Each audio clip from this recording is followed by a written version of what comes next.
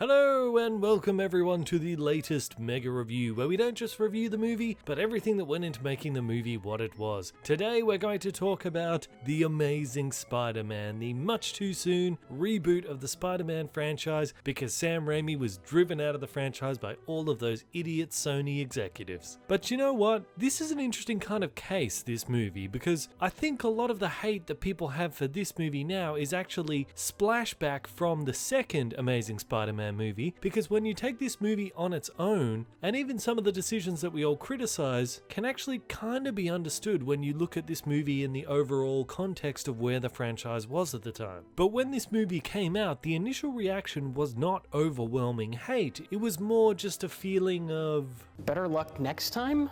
Oh no.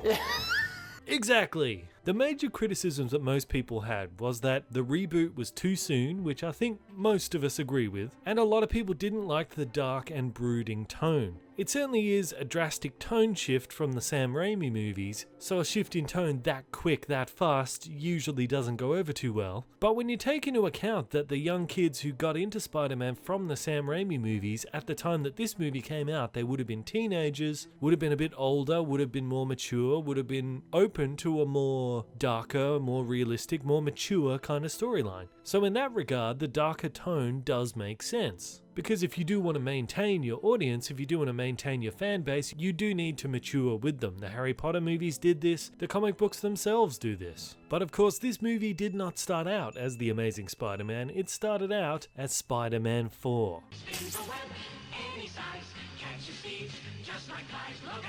Yes, back when Sam Raimi was still tentatively on board. At the time he sat down to begin work on Spider-Man 4, he was very, very unhappy with how Spider-Man 3 came out. He was really hoping he could fix that, iron out some of the issues in this movie, but unfortunately the endless interfering from Sony once again sabotaged his efforts to try to make a good movie, and he eventually became so fed up with it that he left. But not before Spider-Man 4 went through some serious pre-production. They renegotiated contracts with Sam Raimi, Tobey Maguire and Kirsten Dunst. Each of them were reported to receive about $30 million each for a 3-picture deal. It would have been a whole new deal for a whole new trilogy. Imagine that if they all made 6 movies together. We might have even seen Peter and MJ get married. Maybe even pump out a couple of kids. You never know what could happen in the Sam Raimi universe. And there were many, many different versions of the scripts. In fact, that was one of the reasons why Sam Raimi left. He was sick of this constant changing of the script all the time. But they were going to continue with their previous plans of having Vulture in the movie with Ben Kingsley playing him. They then had to switch it to John Malkovich because of scheduling conflicts. They were even going to have the character of Felicia Hardy,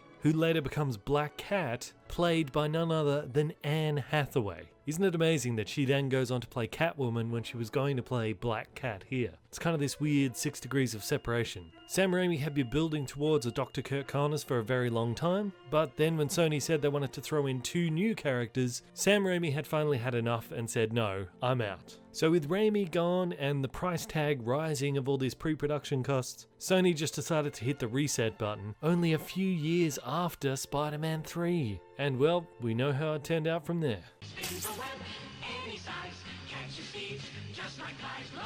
Before filming, the actor playing Kirk Connors actually researched his role by meeting several different handicapped people who had missing limbs, and he spent about a month performing like daily activities just like they would, using only one hand, which even included being able to tie his tie with just one hand, mainly because there was a scene where he does that in the movie, but then they chopped it out, making all of that hard work from him to learn that a total waste. But I guess that's the business. Believe it or not, a lot of these stunts are actually done with wire work. It's weird, a lot of them still do look very CGI and bouncy, but apparently no, as much stuff that could be done live was done live, because they wanted to stay with that more realistic tone for these new movies. When Peter is actually searching online for the name of his father, Richard Parker, one of the options that comes up is Richard Parker Life of Pi. This is a nod towards the fact that the Life of Pi actor plays the role of one of the Oscorp goons in this. And apparently Andrew Garfield, during his breaks in filming this, he would go out into New York still wearing his Spider-Man outfit and play basketball with some of the local kids. That's pretty cool.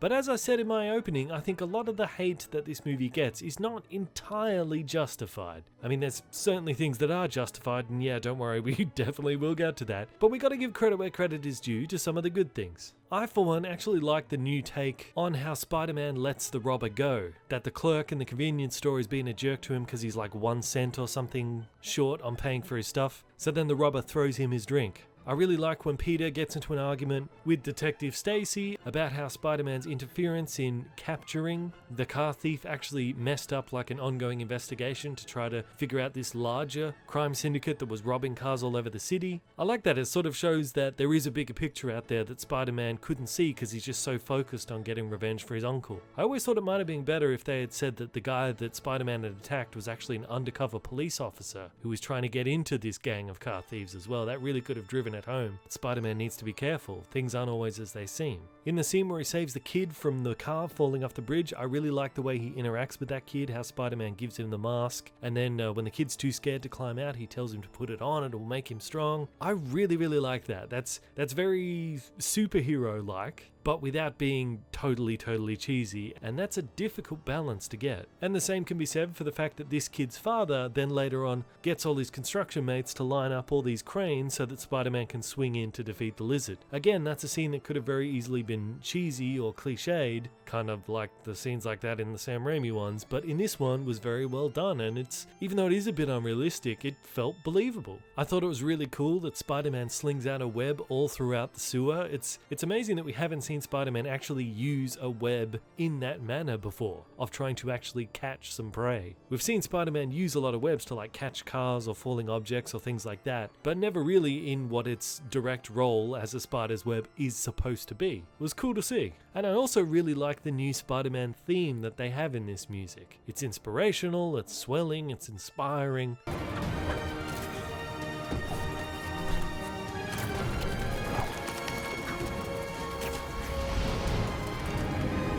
And it really does get you into it during those web swinging scenes. Okay, let's get into the not so positive stuff about this movie. While many people do like the mechanical web shooters, and they certainly are more comic book accurate, I actually preferred the bio web shooters that Tobey Maguire's Spider-Man had, where it was just in his wrist, he'd just shoot it out of his wrist. For some reason, I actually find that easier to believe than I do that Peter Parker would be able to build these sophisticated machines. I mean, I know he's smart, but how many kids are that smart that they could build technology like that? I mean, there's probably a couple of kids in the world out there that are that smart, but they're the kind of kids that have like already graduated university at the age of 12, and Peter Parker's still in high school, so I always found that just a little bit far-fetched. Peter, what are you doing up there? Oh, don't mind me. I'm just being really edgy and cool, you know? I'm just sitting up here on the roof, just showing how unique and eccentric, what an eccentric genius I am. Doesn't it just blow your mind that I'm doing this really cool, unique thing? Look how special I am. Yeah, sorry, I don't know why this annoys me so much. It just really does. It just screams, look at me, look at me. Yeah, just do your homework on your desk, you bloody show-off. Garbage day! Huh? No!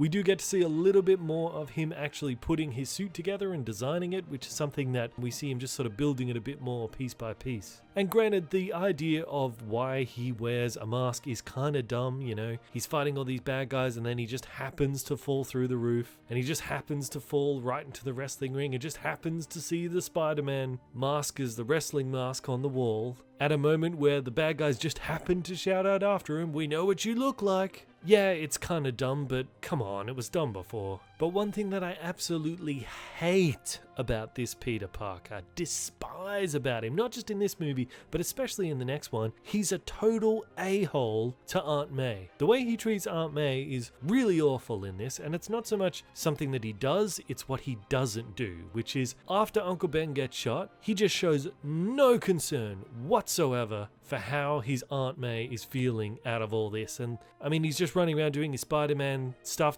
You need at least one one scene of him like comforting his aunt, being there for her, helping her, but he's not. He's consistently like still forgetting to like bring the eggs and stuff like this. Look, I understand that Spider-Man's dealing with it himself, but come on, Peter Parker, no matter how much trouble he'd go through, he would always be there for Aunt May. Always. It just seems out of character for me that he'd be so self-centered and so selfish that he wouldn't take more time to make sure she's okay. Just makes him very unlikable to me. And he goes to Kurt Connors, who is the lizard. Yep. Who he knows has been working with lizards. Right. And regrowing Smallville lids. syndrome. Yeah, exactly. And he's like, excuse me, Dr. Connors.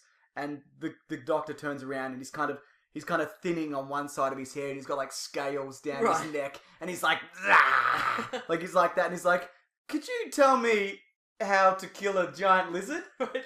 And he's like, why do you want to know about lizards? Lizards are they're the greatest. Ah! And Peter Parker's like, I wish I was a lizard. I am a lizard. And Peter Parker's like, okay, that's interesting. All right, makes sense. And then Connors leaves. Uh-huh. And then you think, I thought when I saw this, he's twigged. Yeah. Because he's just playing along. Right.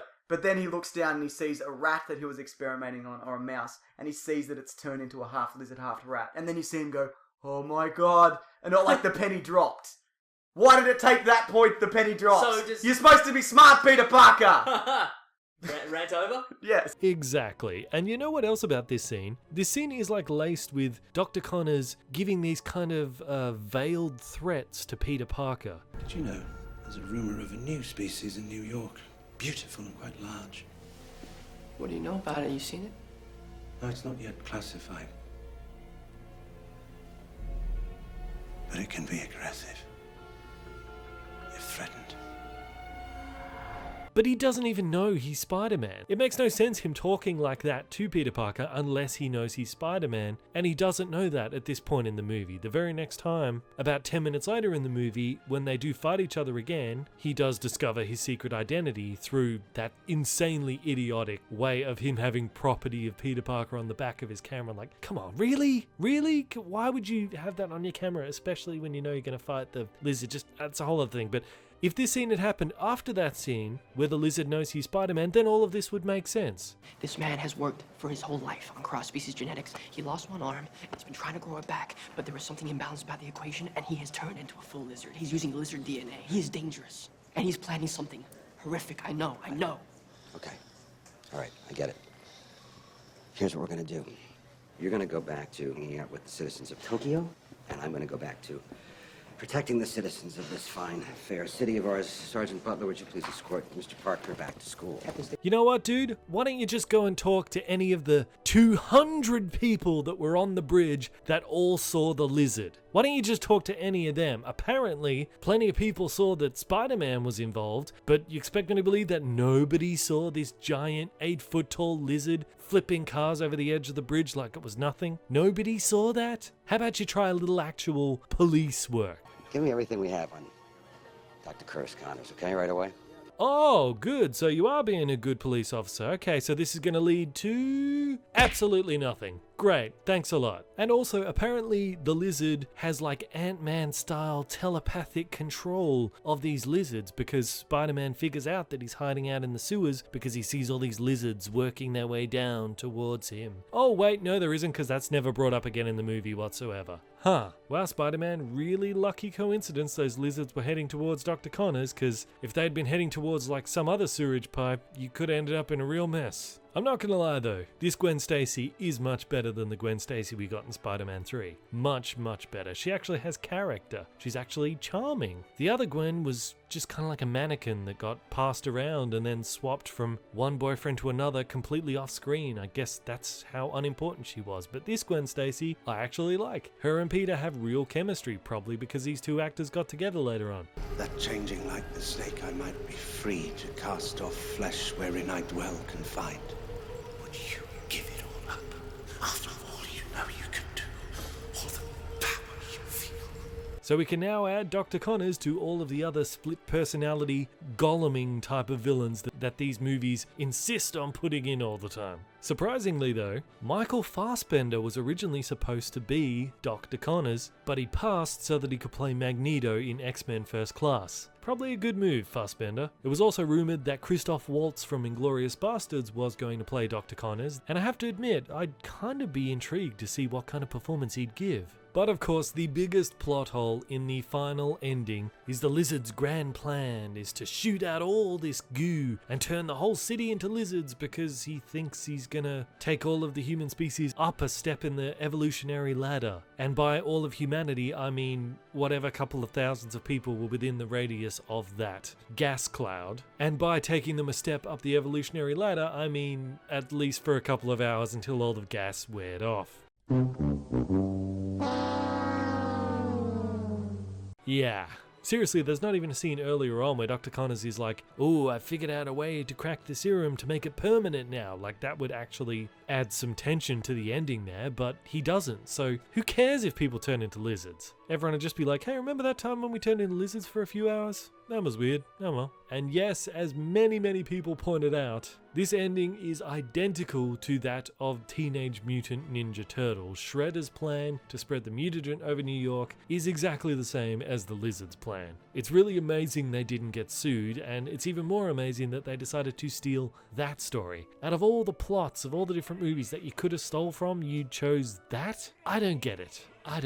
But hey, once again, it's Sony. A noteworthy change to the parameters of the story though, is in the comic books, Captain George Stacy is actually a strong ally, a strong supporter of Spider-Man, and it's Gwen Stacy who ends up hating Spider-Man because she blames him for the death of her father. They swapped it around the other way in the movies where the father doesn't accept him, but Gwen Stacy's like, yeah, Spider-Man. Probably because if they'd done it the way it was in the comics, it just would have been the Green Goblin storyline all over again. And again, this a-hole version of Peter Parker does the same kind of thing to Gwen at the end of the movie that he does to Aunt May earlier in the movie. Just as he paid no attention whatsoever to Aunt May's grief over her husband's death, he also pays no attention whatsoever to Gwen Stacy's grief over her father's death. Now, of course, we all know that this is because the father, in his dying breath, tells him to stay away from Gwen. He doesn't want her drawn into this vigilante superhero world. But as many people have pointed out, why doesn't Peter Parker just tell her that? She already knows that he's Spider-Man, and she knows that her father knew that he was Spider-Man at the time he died. So I don't see what the problem is. Why can't you just tell her he didn't want me to be around you because he knew I'd live a dangerous life as a vigilante. He didn't want you as a part of that. He didn't even go to the funeral. Like, go to the funeral, support her through that difficult time, and then say, your dad didn't want me around. She even actually guesses it at the end, and he still doesn't confirm it. You made you promise, didn't he? Stay away from me, so I'd be safe.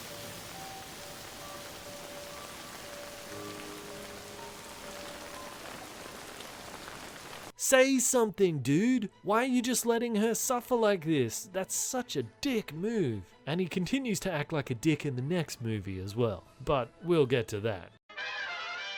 So guys, we've still got Alien Resurrection and Amazing Spider-Man 2 in this mega review series to do. I am going to save both of them though until the week just before Spider-Man Homecoming and Alien Covenant comes out, which means we've got sort of room to start new videos. I do want to leave next week's video kind of blank just for the time being, because there's a couple of different things I want to shuffle around based off what's going to be released. So we'll just leave next week's as a bit of a surprise for the moment.